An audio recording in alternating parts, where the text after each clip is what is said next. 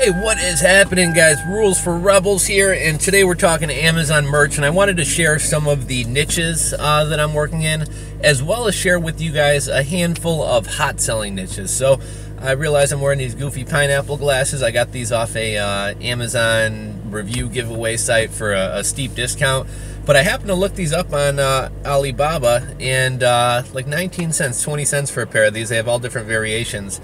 And so I just kind of wanted to point out real quick, I was thinking about this really kind of stupid, kind of tchotchke novelty knockoff, I guess not knockoff, but just kind of a stupid kind of tchotchke item by itself, right?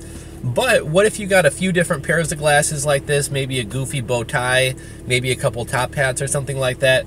Now all of a sudden you package it together, you bundle it together. We talked about bundling before, and what do you got? You wind up having a people get those photo booths for their wedding. You wound up having like a kit of novelty gag glasses, costumes, whatever, for wedding photo booths. So, you take a couple of 20-cent items, maybe you wind up with $2 or $3 worth of inventory, and you sell it for like $19.95 as a, wedding photo booth gag costumes.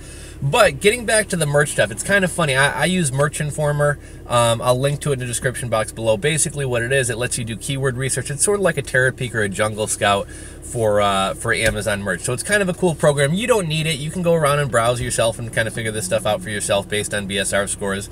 But it's just going to make everything a lot quicker, easier, and more streamlined. If you do have it, it's like $9.99 a month or something like that. So if you can sell 2 t-shirts off the data you get from Merch Informer, it's well worth it. So I'm kind of surprised by a lot of the things that I think are going to do really well don't do well, and a lot of the things that I don't think are going to do well actually wind up selling a lot of shirts. So right off the bat, I just wanted to give you guys a couple of niches that sell a lot of shirts. I can't speak to the competition as I haven't pulled that research yet, but math shirts, science shirts, unicorn shirts, and computer programming and coding shirts are all hot niches. We're like the top sellers, selling 30 plus shirts, 50 plus shirts. So if you guys want to look into it, those are some interesting niches. But I'm going to ramble off. I'm not going to show you. I've showed you guys a lot of my shirts and phrases and things like that before. Here I'm just going to be kind of rambling off some niches that I've worked in. I'm not even going to share which ones are good, which ones are bad. You guys can figure that out for yourself. Do a little bit of research. But retro / vintage, which could be anything from like old cars, old radios, retro type stuff. The 90s, like, something like a cassette tape and, the 90s, whatever. Coding, so computer coding, programming, fidget spinners. Fidget spinners are the new hot rave. I did one about fidget spinners. Dogs, beer, Vega. I can't read my own handwriting. Las Vegas, maybe? Camping, weightlifting, powerlifting,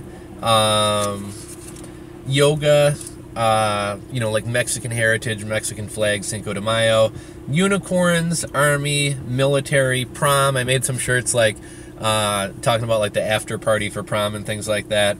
Entrepreneur, motivation shirts, shirts for various countries, video games, science, math, Chicago. You can do various cities. Holidays, Mother's Day, Cinco de Mayo, St. Patrick's Day, bacon. Bacon's a really hot niche. Gay, lesbian, LGBT, knitting, and crafting. So these are some of the niches that I have t-shirts up for right now.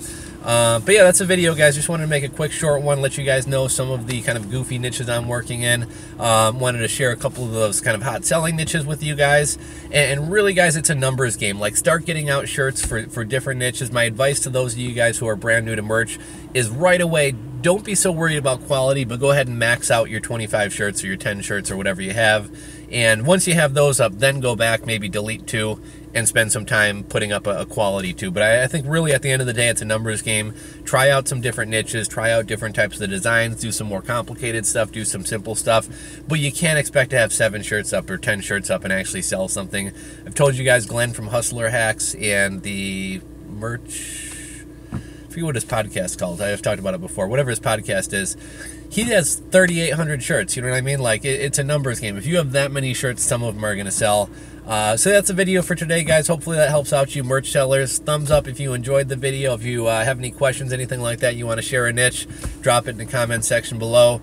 Subscribe if you're not subscribed. Have a good weekend, guys, and I will catch you guys on the next video. I'm out.